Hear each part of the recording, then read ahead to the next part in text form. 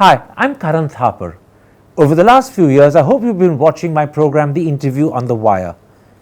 During that period, I've interviewed doctors, politicians, businessmen, scientists, authors, and even the occasional Nobel laureate. For me, it's been exciting. I hope it's been enjoyable for you. But these, as you know, are tough times, and if this program is going to remain bold, independent, and sometimes even defiant, then I think we need your support. At the end of the day, it's a truism, but editorial independence is best defended by the viewers. So if you would like this program to remain the way it is, forthright, outspoken, and interesting, then would you consider supporting us? All you have to do is to click on the description at the bottom. But more than anything else, I hope you will continue to watch the interview. Your viewership means an awful lot to me.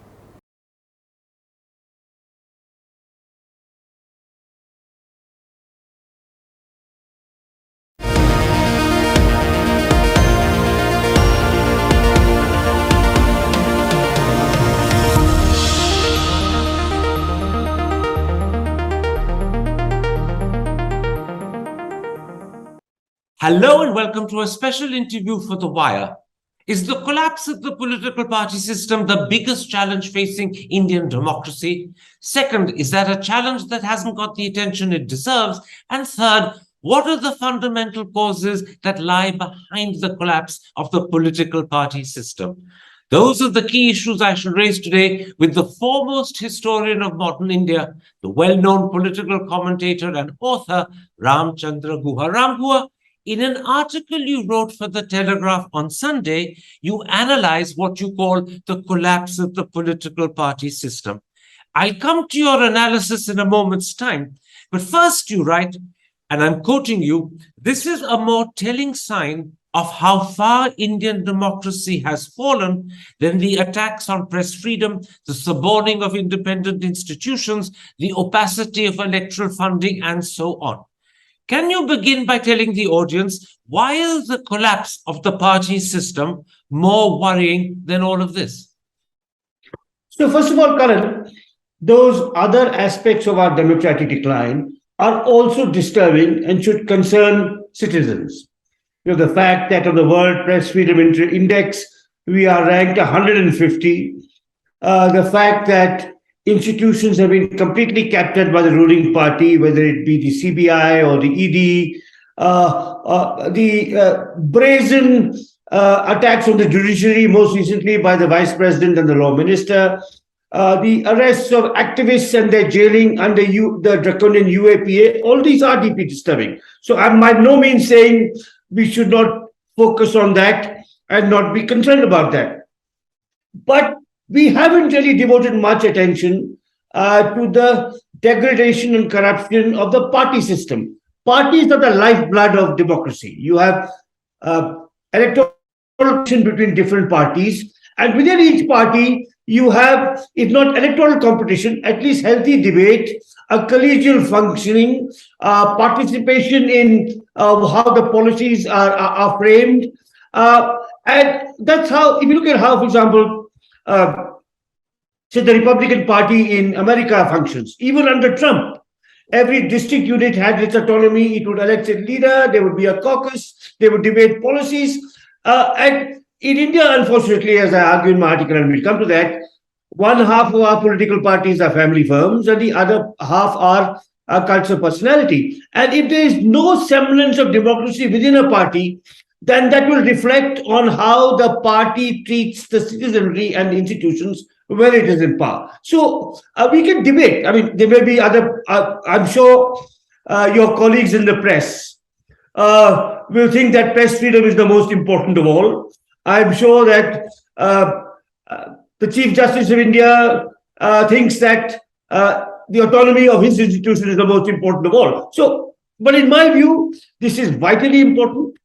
Perhaps the most important, and certainly the aspect of our democratic decline that has got the least attention from commentators and analysts. Let's at this point analyze the two main reasons you suggest in your article that are responsible for the collapse of the party system. I'll come to each of them one by one. First, you point to the transformation of political parties into what you call family firms. Now, the truth is, this has happened to a very large number of parties. It's happened to Congress, the Samajwadi Party, the RJD, the Akalis, the Shiv Sena, the TRS, and the DMK, and maybe to several others as well. This is a clear breach of inner party democracy. How do you explain its proliferation across parties? Karan, it's a breach not only of inner party democracy, it's a breach or it's in violation or contradiction to the traditions of these many parties themselves.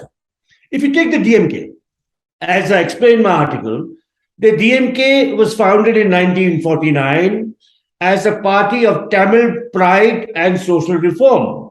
So it opposed the northern domination of Indian politics, the imposition of Hindi and a Hindi culture on the southern parts of the country. Inspired by its leaders Periyar and Annadurai, it focused on gender equality in a much more substantive way than even the Congress had. It attacked caste discrimination. So it was a party of ideals, of political, social, and cultural ideals. From the time it was founded in 1949, probably till at least the 1980s. Annadurai, who was the first chief minister elected on a DMK ticket in 1967, died tragically young. He was succeeded by Karunanidhi. At that time, there were other outstanding leaders in the DMK too. There was Derun Chanjian, Era Sezian, and many others. Karunanidhi was chosen. He was a very able man, a scholar, a writer, an experienced politician. And after several terms in power, he decided to promote his son. So, in violation of what the party stood for. Now, I'll come back to the question of, now let me focus on the question of why did he promote his son? And it's my view, he promoted his son because he had seen Indira Gandhi promote her sons. Now, the Congress, which is the oldest and the most storied of Indian political parties, the party led at the freedom struggle, was also not supposed to be a family party. The Congress of today bears the slightest resemblance to the Congress that led the freedom struggle, that had many leaders from many different backgrounds, from many different families. I mentioned in my article the little known fact, a fact that should be much more widespread than it is, that Mahatma Gandhi, the most celebrated and most influential and powerful and charismatic leader of the Congress party, had four sons. Harilal, Manilal, Ramdas, and Devdas all went to jail many times in the freedom struggle. None even became MPs. So, even Nehru, contrary to some mischief spread by propagandists, never promoted Indira. He was clear that Shastri would succeed him. But once Indira brought first Sanjay and then Rajiv into politics, it gave an opening to Karunanidhi to do likewise. And hence, the other parties as well. Let me pick up one by one on the 2 points you made there. First about Indira Gandhi and secondly about Mahatma Gandhi's four sons. About Indira Gandhi, you write in that article in the Telegraph, and I'm quoting you, it is my contention that this, i.e. conversion of political parties into family firms, would not have happened if the oldest and most storied of Indian political parties had not, under Indira Gandhi's leadership, become a family firm. As you pointed out, she promoted first her younger son Sanjay and then her elder son Rajiv. But could you not in fact say that the problem started even earlier when Indira Gandhi became Congress president under her father Jawaharlal Nehru? Clearly, she was only chosen because she was his daughter and it was done to please him. So that was certainly a grievous error on Nehru's part. He succumbed to flattery and sycophancy and the demand that Indira became party president. Now, there are several reasons why this is not a precedent for what happened later. Firstly, Indira was part of the freedom struggle. She had been active in politics at least since the 1930s. She had been closely working with her father. She'd been doing work on women's rights within the Congress. Secondly, after that one term as Congress president, she never occupied any other office. And when Nehru's health began to decline in 1963, he brought Shastri into the cabinet with the explicit aim that Shastri would succeed him. And in 1964, Indira Gandhi was even thinking of migrating to London, where her two children were.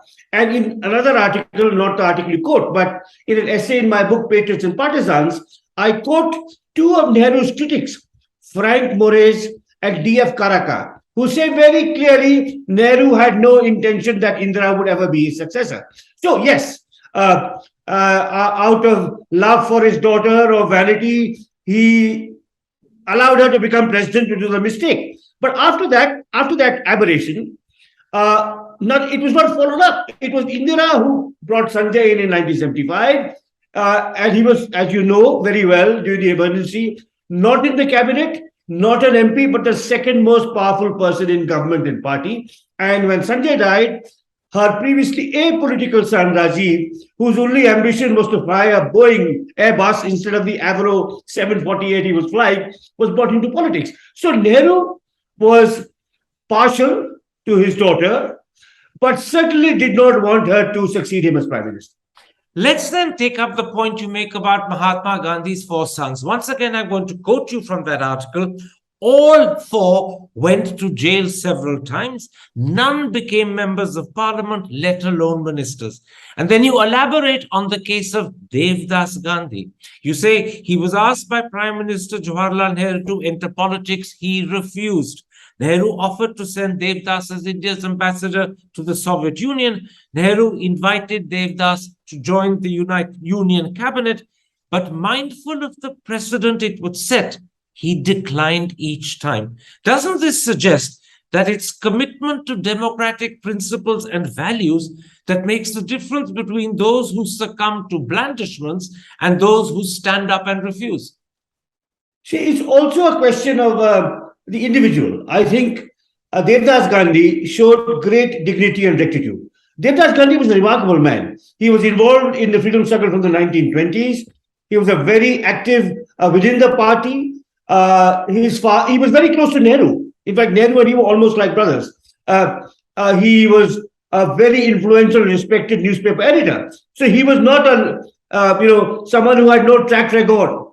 Nehru offered him the ambassadorship and then a ministership after Patel died. And there's even a unsubstantiated story, but quite plausible, that Nehru wanted Devdas to be deputy prime minister after Patel died in his cabinet. And it's a sign of his great rectitude and moral scrupulousness that he refused. Now, if, for example, last month, when Stalin asked his son to join the cabinet, if the son had said, "Appa, this sets a bad precedent. What about all your other outstanding cabinet ministers? Won't they feel threatened by me?" He would have been acting in the spirit of Devdas Gandhi, instead of which he acted in the way in which KCR's son or Badal's son did, which is, just take advantage of his family lineage. You're making another point. This is the difference between Devdas Gandhi on the one hand and Sanjay Gandhi and Rajiv Gandhi on the other. Sanjay wanted political roles for himself, sought them and got them. Rajiv may not have sought them, but he accepted his mother's offer because he felt he had to do something to help mummy. Devdas Gandhi, on the other hand, stood true to democratic principle and did not want to set a bad precedent. Absolutely, yeah. Now, the problem is, Ram, in India, dynastic succession happens in many different spheres of life. It happens in cricket, it happens in the legal profession, it happens in medicine, and perhaps most of all, it happens in the film industry. However, you believe that when it happens in politics, it's considerably worse. Would you explain that for the audience? Yeah. So, because of the deep residues of the caste system, where you followed your parents' profession, that continues. So, in many cases, a lawyer's child becomes a lawyer, a doctor's child becomes a doctor, and so on. And if your parent was successful, I won't take names, but those will be obvious to people in your audience. Say a famous lawyer at the Supreme Court asks his son to join the same profession. The few briefs the son will get will be because of his father's name. But after that, he's on his own. Likewise with sport, as I mentioned in my article. Rohan Gavaskar became a cricketer because of his father, but a much less successful cricketer. Cheteshwar Pujara became a Cricketer because of his father, got some early breaks, but eventually was much more successful. So in other professions, ultimately, it is what you do, your talent, your ability, your proficiency, your aptitude that takes you along. I can take other names in music. I mean, and fathers promote their children. I mean, there's a famous musician in Delhi who promotes his children and now his grandchildren. But I can tell you, as a lover of classical music, that the children and the grandchildren will never remotely have the stature that the father does because they just aren't good enough. But in politics, you control a party, and professions are individual within the family. You know, businessmen are becoming a business in the family firm. But a party is supposed to be a representative organization, representing the interests of all the citizens. And they don't make their work their way up. Rahul Gandhi joined politics on the assumption that he would get the top post, which he got fairly quickly. And despite two successive defeats in general elections, he's still going to be the Congress's prime ministerial candidate next time. You know, who is to say there aren't other people in the Congress who are as able, more politically shrewd, more fluent in Hindustani, more capable of many other things. But likewise with Stalin and his son, or KCR and his son, and the message it sends other people. You know, of course, in the Congress per se, the culture of sycophancy is so deep-rooted. It's been there since Indira Gandhi, through Rajiv Gandhi, Sonia Gandhi, and now Rahul Gandhi. For 50 years, the Congress has become habituated to deference and hierarchy. But when I look at the DMK, you know, the DMK ministry, the cabinet ministers in Tamil Nadu, some of them are really first class. But yet, once Stalin's son comes, they know that they can't really aspire to becoming chief minister because Stalin will anoint his son, even though he's younger, less experienced, and possibly even less competent. So the impact of dynastic preference in politics affects society as a whole, whereas in the case of some other profession, it only affects the family members and their clients. There's a second truth about dynastic succession in politics, i.e., political parties converting themselves into family firms. It's not simply limited to India. It's equally common in Pakistan, in Bangladesh, in Sri Lanka. Yes. Some people might even point to the Bushes and Kennedys in America. I won't do that. But certainly I'll point out to you that the Bhuttos, the Nawaz Sharifs, the Sena Naikas, the Bandara Naikas, the Sheikh Mujib family, and then General Zia's family, all of them have converted their parties into family firms.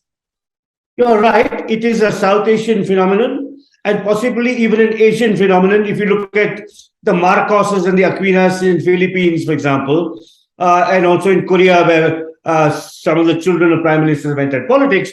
But do we want to judge ourselves versus Pakistan and Sri Lanka, or against mature, better functioning democracies like Sweden, Norway, Denmark, Canada? The Bushes are an aberration. You know, one of the reasons Hillary Clinton lost to Trump was the Americans had enough of entitlement. When Jeb Bush wanted to run for president, his mother, Barbara Bush, in a manner comparable to Devdas Gandhi, said, haven't we enough Bushes in politics already? You know, so and we look at the examples of people like Angela Merkel, Barack Obama. They come from absolutely nowhere. I mean, most leaders of Western democracies, and they are, in terms of their institutional and political functioning, more mature democracies than us. We should be clear about that. Do we want to become a thoroughgoing democracy, or are we happy that we want to become like Pakistan and Sri Lanka and Bangladesh? All I'll do is to point out for the audience, you're absolutely right when you say that the Marcoses and the Aquinos have produced sons who've succeeded to the presidency just as their mother or their father had before them. But it didn't happen under the parent. In both instances, by the way, Mrs. Aquino and President Marcos had died, and the two sons actually did struggle to get to the top themselves, although perhaps Marcos Jr. was helped by his mother, who's still alive. But let me now come... You may be right. Correct, you may be right. Actually, maybe even worse off than Pakistan and Philippines and even Bangladesh. Sheikh Hasina entered politics well after her father died. Absolutely. That's a sobering thought that we may be Yes, in India worse off than absolutely. Bangladesh, possibly even Sri Lanka. Because even in That's right. the case of Sri Lanka, Chandrika Kumaratunga succeeded long after her mother had stopped being prime minister, and there was a long interregnum of Julius Jayawardena and Premadasa in between. So there That's were right. huge gaps, and therefore you can say that they struggled through their own determination and talent to rise to the top. But let me come Absolutely. to the second reason you give for the collapse of the party system. That is equally important and integral to India. It's what you call the subordination of parties to a single leader. And the classic example is the colossus like dominance of Narendra Modi over the BJP and the huge personality cult that surrounds him today. Now, BJP supporters and Modi bucks will, of course, clearly disagree that this is bad for the party. Can you explain why is this huge dominance of a single leader bad for a political party? Well, it was certainly bad for the Congress Party. Well, firstly, it's bad for governance. We are not a monarchy; we are a democracy. So, to present a leader, even a very charismatic and effective and hardworking leader, as a quasi-divine figure, as a Maharaja incarnate, when Narendra Modi went for the renovation of the Varanasi Ghats some months ago, he had lots of priests around, and the priests were chanting Raja Saab ki jai. That's what they were saying. No, we are not a monarchy. We are, that's the first thing. Secondly, in a complex country like ours, governance has to be collective and collaborative. Demonetization, which is an acknowledged economic and moral and social disaster, was imposed without the cabinet ministers knowing. And if you look at the creepiness of the cult, Karan, after I wrote my article, a friend in Uttarakhand read the translation in a Hindi newspaper and sent me a 48-page booklet produced by Sochna Bhavan, Ministry of Information and Broadcasting, with a picture of Modi almost on every page. Now, this is completely antithetical to democratic functioning.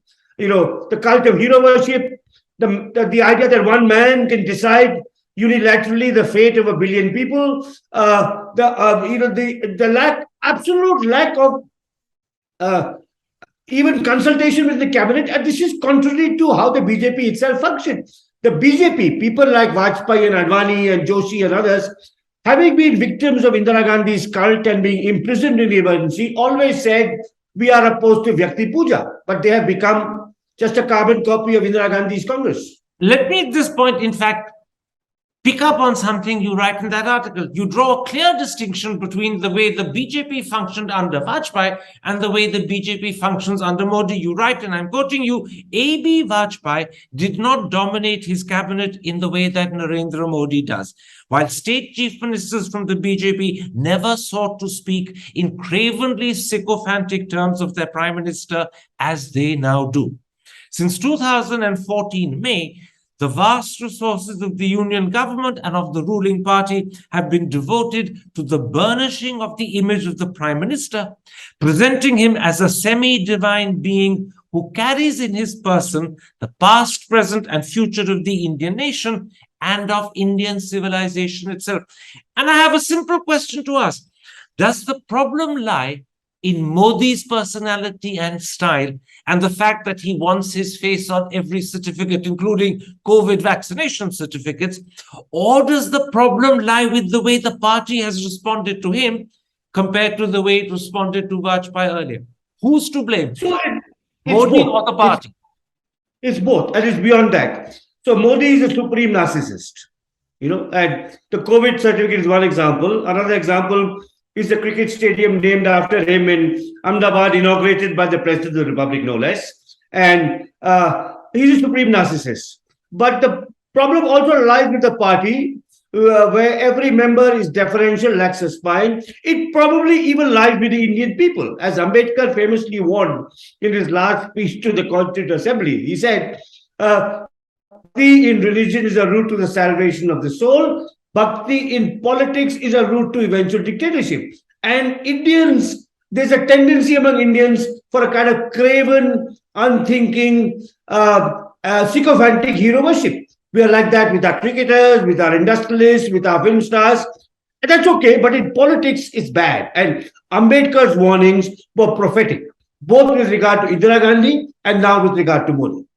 There's no doubt that there is a huge cult of personality surrounding our present Prime Minister. But if you look back, and you are a historian, Jawaharlal Nehru and Indira Gandhi in their time also had cults of personality surrounding them, and they were also by far the most dominant person in their party. So was it equally damaging then as it is now? So it's much more damaging now for several reasons.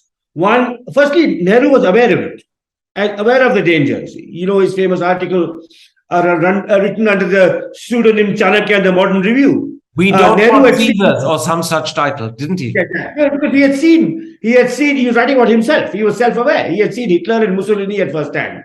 Indira Gandhi's cult was worse than Nehru's, and Modi's is far worse than Indira Gandhi for several reasons. One, the extraordinary apparatus of social media and television that he now has. 21st century technology is capable of magnifying a leader's image to far greater effect than Indira Gandhi, who only had the radio. She didn't have WhatsApp, she didn't have television, she didn't have all these other things that Modi has. Secondly, Indira Gandhi, for all her faults, was not majoritarian. She was authoritarian, but not majoritarian. Modi presents himself, and certainly his supporters endorse that presentation, as a Hindu emperor, the first Hindu to unite India and bring it under his rule. So it's not only authoritarian, it's majoritarian. It's like it's a cult that looks at enemies who challenge that cult, and the enemies are, of course, the minorities and particularly the Muslims. So the cult of Nehru was problematic. The cult of Indira was dangerous, and the cult of Modi is disastrous. That's how I would put it. Now, the subordination of a party to a single leader is also true of many state chief ministers and heads of state parties. It's true of Arvind Kejriwal's impact on the Aam Aadmi Party, as you point out in your article. It's true of Mamata Banerjee's impact on the Trinamool Congress. It's true even of Naveen Patnaik's impact on the BJD.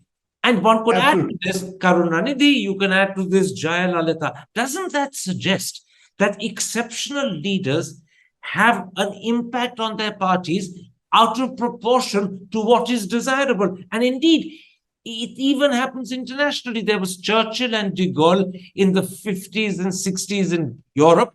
And more recently, there was Margaret Thatcher and Angela Merkel. Well, both Churchill was defeated after leading England to victory in the Second World War. De Gaulle retreated into like marginal life.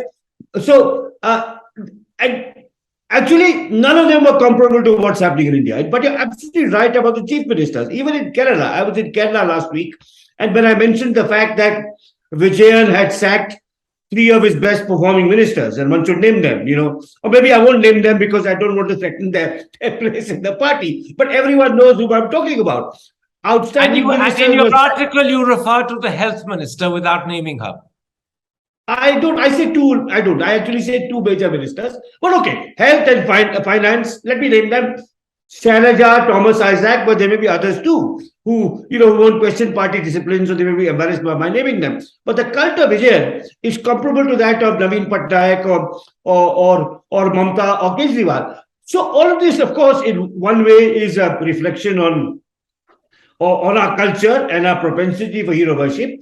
But it's bad for democracy. I mean, the DMK was not like this. The CPM was not like this. The BJP and the Jansangh were not like this. And the Congress were not like this. There's been a steady degradation of these parties into either family firms or cults of personality. And that deeply damages Indian democracy. That's the burden of my argument. Let me come at this point, because we're nearing the end of this interview, to what I believe is the conclusion you offer your readership in that Telegraph article. You write, and I'm quoting you, "The degradation of the Indian party system is more or less complete, with one set of political parties becoming family firms and another set becoming quasi-religious cults exalting their leader as a living God. Isn't this reversible, or is it too late for that?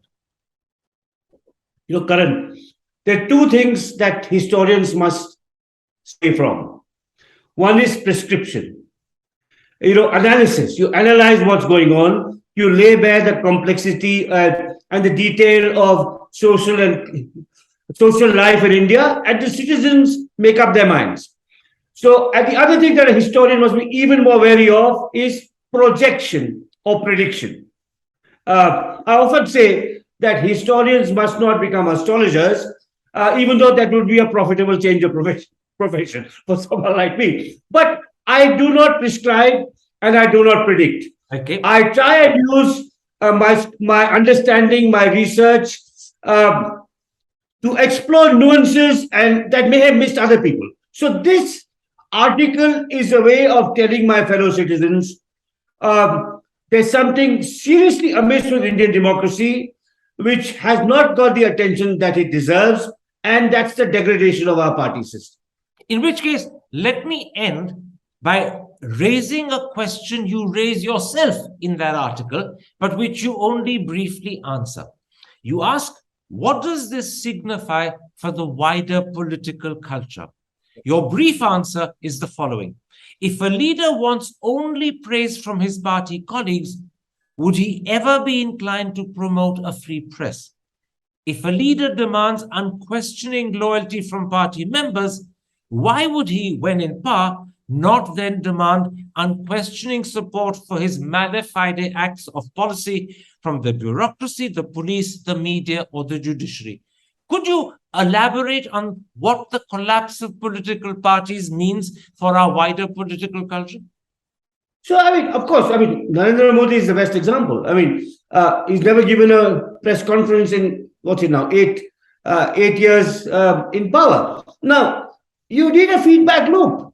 If people are, if you're too nervous to address a press conference, it tells you, of course, it also tells you that however supreme you may project yourself to be, you're actually a fearful and insecure person. That's why you don't want debate and dialogue. But, these are just questions I raise, that if you're deferential towards your leader, what does this say about the party functioning? If you're a leader who demands absolute loyalty, won't you then demand the same loyalty and submission from independent institutions such as the judiciary, the CBI, the ED, the Election Commission? So these are questions I've left the reader with about how to understand the manner in which the conversion of political parties into family firms and cults of personality undermines democratic functioning as a whole. It's a short article. I hope younger scholars with a training in history and political science meditate more deeply on these questions and explore them. I've identified what I've done in this piece is I've sought to identify a major structural problem with Indian democracy that has not got the attention it deserves. And if now other and better and more able scholars give it the kind of focused attention it deserves, I'll be a happy man. In other words, you started a debate and you would like this debate to continue, Absolutely, to deepen, and to be taken very seriously. That's true.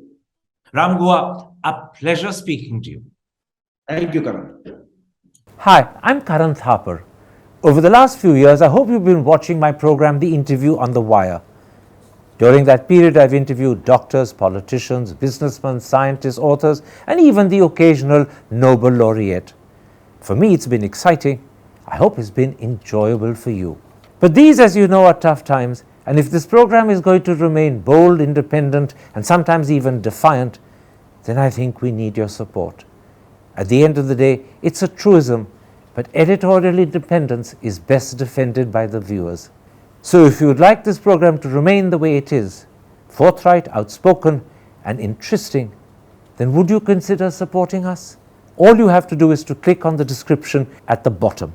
But more than anything else, I hope you will continue to watch The Interview. Your viewership means an awful lot to me.